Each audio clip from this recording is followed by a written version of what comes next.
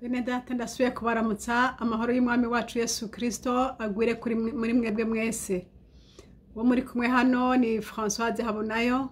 Ndasubiye gushimira Imana rurema kubw'ubuntu bukomeye isuye kutugirira kugira ngo tuganire ku ijambo ry'Imana. Imana ishimwe, Imana yatuzigamye iragahezagirwa.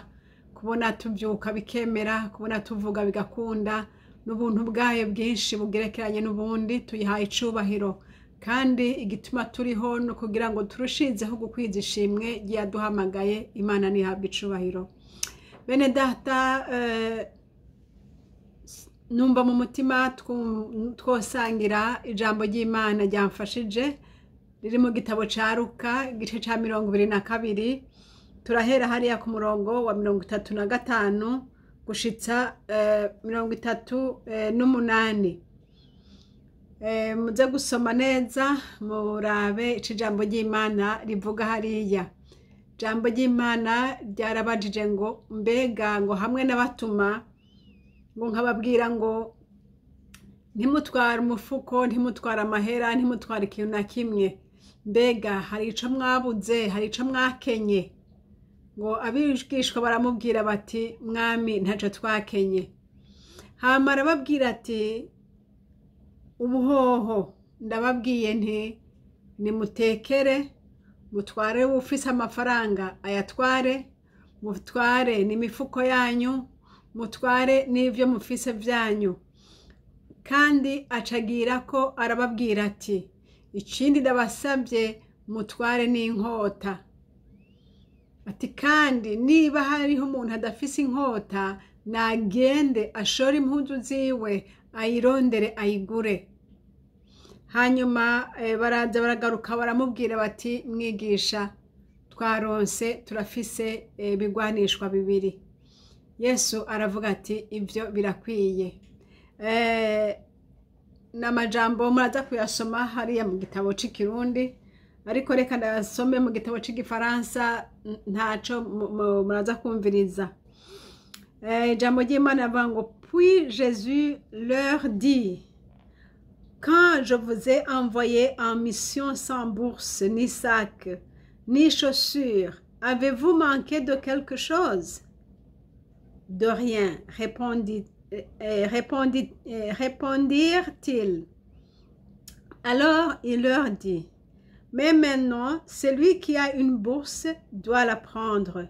De même, celui qui a un sac et celui qui n'a pas d'épée doit vendre son manteau pour en acheter une. Car je vous le déclare, il faut que se réalise en ma personne cette parole de l'Écriture. Il a été placé au nombre des malfaiteurs. En effet, ce qui me concerne va se réaliser. Les disciples dirent: Seigneur, voici 2 épées. Cela suffit, répondit-il. Manishimwe. Iki gihe Kristo Yesu cyari gihe yara yimirije, bari bimirije kumufata kugira ngo baje kumubamba. Nkuko mubizi neza muri iki gihe ari gihe ca Pasika. Umwami wacu Yesu Kristo nashimwe. Aha rero Yesu yariko arabwira abigishwa biwe ati umviriza ndababwire ibi bihe biratandukanye. Ibihe mwabayemwo n'ibihe mugira mwinjiremwo n'ibihe bitandukanye. Yesu arababwira ati mwabantu mwe cagihe nabatuma ngo mugende, hamwe nababwira mugende muri mission, mugende kuvuga ijambo ryanje. Nababwiye nti ntimutware amafaranga, ntimutware n'impuzu, ntimutware ikintu na kimwe. Ati none hari ico mwabuze? Baraca bamwisha bati mugenzi nta na kimwe twabuze. Aca avuga ati ariko ubuhoho umviriza ndababwire ubuhoho umuntu afise amafaranga yiwe ntayasige ayatware, umuntu afise impuzu ziwe azitware, umuntu afise ivyawe ubitware. Aravuga ati kandi si ico gusa. Haleluya. Ati si ico gusa, mutware n'ikigwanishwa. Kandi niba mutabifise naho mugurisha ibyo mufise kugira ngo mugende mu bitware nabyo nyene. Yesu aravuga ati kubera yuko ivyanditswe kuri jewe bibwirizwa gushika. Imana ishimwe. Abigishwa baca baragenda bamubwira ati mugenzi dufise ibigwanishwa bibiri. Yesu aca aravuga ati ibyo birakwiye. Haleluya. Mwene data uri kurankurikira aho uri hose muri kano kanya, aya majambo yanyigishije ibintu bikomeye cyane. Yanyigishije yuko turi mu bihe bitandukanye n'ibyo twahozemwo. Ahandi ijambo ry'Imana yavuga ngo hari igihe cyo gutera n'igihe cyo kurandura, hari igihe cyo kuvuka n'igihe cyo gupfa, hari igihe cy'ikintu cyose. Haleluya. Naho Yesu yarababwiye ati muribuka ko nigeze kubabwira nti nimugende yamara ntihagire ikintu na kimwe mutwara. Yesu nashimwe. Kubera iki? Kubera yuko yarazi ati hariya mugiye muzobironkayo. Muzoronka ababakira babaha indaro, muzoronka n'ababagaburira ku buntu, muzoronka. Amena. Icyo cyari igihe cyabyo, niko byari bimeze. Abantu bari buzi urukundo, abantu barakunda abakozi b'Imana, nuko byari biri. Hanyuma arababwira ati nyamara ubu naho, ati umviriza ndababwire, amazi yarahinduye isura, ibintu byarahindutse. Ubuho ndababwiye nti ibyo ufise byose ntihagenda kimusiga. Yesu nashimwe. Ibyo ufise byose byawe ubitware. Data duhezagire, data dufashe. Ibyawe ntihagire icyo usiga, kuko nutagisiga ntuza kuronka umwanya wo kugaruka kugitwara. Kandi urashobora gukira, urashaka kwigwanaho, urashaka birakunda, ariko hari ibindi bisaba kugwana, bisaba ko uzoba ufise ikigwanishwa. Rero genda mushore izo mpuzu, mushore ibyo mufise, mwironderere n'ikigwanishwa naco. Yesu yarazi ko hagiye kuza igihe c'intambara, igihe kitoroheye abigishwa na gatoya, igihe kibagumiye, igihe bagiye gusanzara, igihe bazokenera amafaranga yabo bakayakoresha, igihe bazokenera impuzu zabo, igihe bazokenera ibyo gukoresha byabo, kuko ata wundi muntu azobibaha. Kizoba ari igihe kitoroshe, kandi si ibyo gusa, hazobaho no kugwana. Nuko rero mutware n'ibigwanishwa nabyo. Imana idufashe bene data. Kwitiranya ibihe ni ikintu kibi cyane. Mwene data ntukitiranye ibihe, kuko witiranije ibihe wohava utwara ibigwanishwa bitajanye n'intambara ugiye kurwana iyo ariyo. Imana dutabare. Yesu aravuga ati ibyawe bitware, atubuho ibyawe bitware. Mwene data tugeze ahantu Yesu adusaba gutwara ibyacu byose, ntihagire icabona kimusiga, kubera utazogaruka gutora. Ni igihe kitoroshe, n'igihe kigoye, ni igihe c'umuntu yibako, ni igihe c'aho urukundo rwatimbye. Nta muntu wo kwaka amafaranga ngo aguhe, nta muntu wo kwaka impuzu ngo aguhe, nta muntu yo akumvira impuhwe. Iki ni igihe kigoye, igihe abantu bose bikunda, umuntu wese arondera inyungu ziwe. Yesu adufashe. Tubiri muri iki gihe nyene. Data wo mwijuru dutabare, ngo iki gihe ni igihe kigoye bene data, ni igihe gisabe intambara. Tweho intambara yacu n'intambara yo mu buryo bw'impwemu. Dusabwa kwambara inkomezi, dusabwa gusenga. Yesu aravuga ati wa muntu we, naho wotwara ibyawe, ariko raba ko ufise n'ikigwanishwa naco. Mwene data ufise ikigwanishwa ikihe? Ndakubaza ufise ikigwanishwa ikihe? Kw'intambara imbere ari nyinshi, kandi Yesu akaba yabihishuye, akaba yabivuze, yabibwiye abigishwa ati raba bahava bamfata, namwe muhava muja mwirinde rikomeye. Yesu Kristo adutabare. Mwene data uri kurankurikira aho uri hose, aya majambo Yesu yabivuze kera, kandi yabwira abigishwa biwe.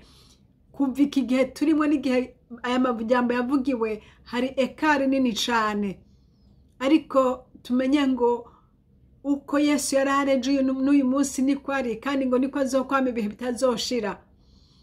Kandi hamwe n'ivyo uko byabashitse ko bari abambere, natwe uyu munsi bidushikako. Hariya abantu bapinga Imana, hariya abantu banka Imana, hariya abantu bagwanya Imana, n'izi saha n'uyu munsi birahari, murabizi. Rero Yesu yababwiye rero ababwira bati ntimwitiranye ibihe, biriya bihe nababwiye ngo ntimutware imifuko yanyu, ntimutwara n'amafaranga. Ariko arababwira ati none ko nababwiye ntimutware, hari ico mwabuze? Imana nishimwe. Muri byose Kristo Yesu n'umwami. Waba ubifise cyangwa utabifise, umwami atugirira neza. Yesu avuga ati naho kiriya gihe ntaco mwabuze, naho mutari mubifise ntaco mwabuze. Haleluya. N'izi saha ntaco tuzomuburana umwami. Yesu nashimwe. Ubu unyeho haratubwiye ati rero ubu namwe nimurondere ibizobatunga, nimurondere mutware ibyanyu byose, ibyo mufise ntihagire na kimwe musiga. Mwami Yesu Kristo aduhishurira aya majambo, n'amajambo akomeye cyane, n'amajambo y'igihe kigoye, n'amajambo twogereranya n'iki gihe ca Pasika. Gihe ca Pasika, iki gihe Yesu yaciye mu bihe bikomeye cyane, kandi ibi bihe byari bimukomereye, n'abigishwa byarabakomereye, n'abamukurikira Yesu bose byarabakomereye. Turamibona ngene Petero yahavuye amwihakana kandi yaramukunda cyane. Abandi nabaja kwinyegeza, barajaja mu gatengo gakomeye. Niko biri. Ibi bihe birashoboka n'izi saha n'uyu munsi turiko turibuka Pasika, ariko si ico gusa, turiko turaja no mu bihe bikomeye cyane byo kuza kwa Kristo Yesu. Kandi muri ibyo bihe hazobaho abantu banka Imana, hazobaho abantu bagwanya abantu basenga. Mwene data wibitseho iki? Ufise iki? Yesu yaravuze ati fata ibyawe byose utware, aho ugiye hose ujane n'ibyawe byose. Ba bantu mukunda kugendana amadeni y'umuntu ngo nzogaruka kukwishura, eka da, ubu hageze ko umuntu agenda atekeye ibyiwe byose. Bisobanurwa ngo iki? Hageze ko umuntu akwiye kwama agenda yitunganije, utavuga ngo ndasubira inyuma gutunganya kiriya na kiriya, ariko ari nk'umuntu mwagiraniye akantu k'akakroshaje, musabane imbabazi. Ari nk'umuntu wemereye ikintu kimuhe, ari uko bimeze kose ugenda utunganya ibintu byawe byose ubitware. Yesu nashimwe. Ubitware, ibyo ufise byose ubitware. Ntihagire ibintu by'uwundi utwara. Wegeranye ibintu byawe, wegeranye ibyo mu nzu yawe, wegeranye ibyo mu rugo rwawe, wegeranye ibyo mu bagenzi bawe, wegeranye byose. Ntihagire ikintu na kimwe cawe gisigara hanze. Imana ishimwe. Aravuga ati impuzu zanyu muzitware, amahera yanyu muyatware. Amahera uzoyakenera. Hazogera igihe nta muntu uzosaba ngo aguhe. Hazogera igihe nta uzokubonera pitiye, nta uzokugirira impuhwe. Iki gihe turimwo niko kimeze, canke ico tugiye kwinjiramo kizobaro pia. Mwama dutabare. Yesu abwira abigishwa atariko mwibuke yuko uko bimeze kose ndi kumwe namwe. Haleluya. Mana yavuga ati ndi kumwe namwe, ntimugire ubwoba. Niko biri inshuti yanje uri kurankurikira. Uyu mwami twizeye n'umwami akomeye cyane, n'umwami w'urukundo, n'umwami w'inkomezi. Mana ishimwe. N'umwami yitwararika intama ziwe. Haleluya. N'umwami ntaco twamuburanye. Yesu nashimwe. Hamwe yakubwira ngo siga byose ugende, hamwe yakubwira ngo siga kakazi wakunda ugende, hamwe yakubwira ngo siga byashara wakunda ugende. Yesu nashimwe. Hamwe yakubwira, hamwe yabigukuramo atanakugishije n'inama, kubera yuko umugambi waye wari uko ukwiye kuyikorera ukabohoka kuri bijya na bijya. Ndakunda Yesu aragahoraho. Kiriya gihe yabikumatuye ko nk'umuntu amatura ku kintu yaramatanye nayo akunze, mu nkomezi zayo no mu bubasha bwayo yabikoze, agukura hajya gushira hajya wari umaze iminsi, umaze amezi, uri imbere y'Imana atari uko wabishatse ariko ari uko wowe nyene yabishatse. Imana ishimwe. Ariko arakubaza ati none muri bya bindi byose hari ico wakenye? Hari ico wakenye? Data nahabwa icubahiro. Mwene data niko ndavuga nawe ndazi kuri kuranyumva. Ntaco wakenye kuko Imana yitayeho ivyo wari ukeneye byose. Nanje ntaco nakenye kuko data yitayeho ivyo nari nkeneye byose. Imana ishimwe. Imana ishimwe. Imana ishimwe. Ati hamwe nakubwira gusiga byose hari ico wakenye? Hamwe Yesu yakubwira gutanga umushahara wawe wose gushira abakozi b'Imana hari ico wakenye? Hahandi vyakugendekera kwa kundi ukumvira hari ico wakenye? Yesu nashimwe. Mbega Imana ntiyakubaye hafi? Mbega Imana ntiyakugiriye neza? Imana ihabwa icubahiro. Data avuze aba yahavuze ati nababwiye ngo ntimutware na kimwe. Kandi aravuga ati none ico mwakenye? N'abaramwishe batekaye baremeje ati nukuri twararonse ibyo twari dukeneye. Yesu nahabwa icubahiro. Hanyuma arababwira ati ariko rero none ubuho si nka kuriya. Fata mutware. Ubu nta byo gusiga, ubu n'ugutwara. Tekera ibyawe mwene data. Tekera ibikuraba byose ujane. Kuko utazi aho buca urara hariho. Kuko utazi aho bwira ugeze. Ubu dukwiye kugenda dutekeye. Yesu nashimwe. Avuga ati rara mu mwongo urareye. Avuga ati rara ruguru ku musozi urareho. Kuko aho uri hose uzoba ufise ibyo kwifuka, uzoba ufise iby'ubundi, uzoba ufise byose wabitwaye. Hageze ahantu ukwiye kumva yuko mu mpemu uri prêt canke uri prête canke atakigutangira ngo uvuge ngo hari inyuma y'ibyo nasizeyo. Haleluya. Yesu avuga ati kora uku nawe utuyegome mwami ndemeye. Tigenza kurya egome data ndavyeme. Atakindi kintu ushobora kuraba hariya kuko aho ugeze aha ni ubutunzi bwawe buri niho ibyawe byose biri. Imana ishimwe. Imana ishimwe. Imana ihabwa icubahiro. Asuye kwibuka akantu kamwe Imana yigeze kunyereka. Mbona umuntu yari kwararaba abantu akabasoma mu ruhanga akaca abona amanota yabo afise. Akabaraba ku kuboko akabona amanota bafise. Ndaravuga nti mbega ibyo bintu nibiki? Imana iransobanurira ati amanota y'umuntu barajana. Nukuvuga ngo ibyo wakoze n'ivyo nyene wamaze gukora biri kumwe, amanota yawe muri kumwe. Yesu ntazoguharurira ngo nari mfise imigambi yo kuzokora iki, ariko azoguharurira ngo wagikoze, ko wagikoze amanota muri kumwe. Yesu nashimwe. Yesu nahaga icubahiro. Mwene data wa muri kuragabiya ngo nzokora iki enda nungikore, kuko umwanya wa nzonzonzo ntuzi kizoba kirimwo. Kugira ngo bikunde ibyawe byose ubitekere. Ahuja hose mujane n'ibyawe byose. Haleluya. Ahuja hose mujana n'amanota yawe mwijuru, kuko ibyo wakoze byose ngo bigenda bigukurikira muri kumwe.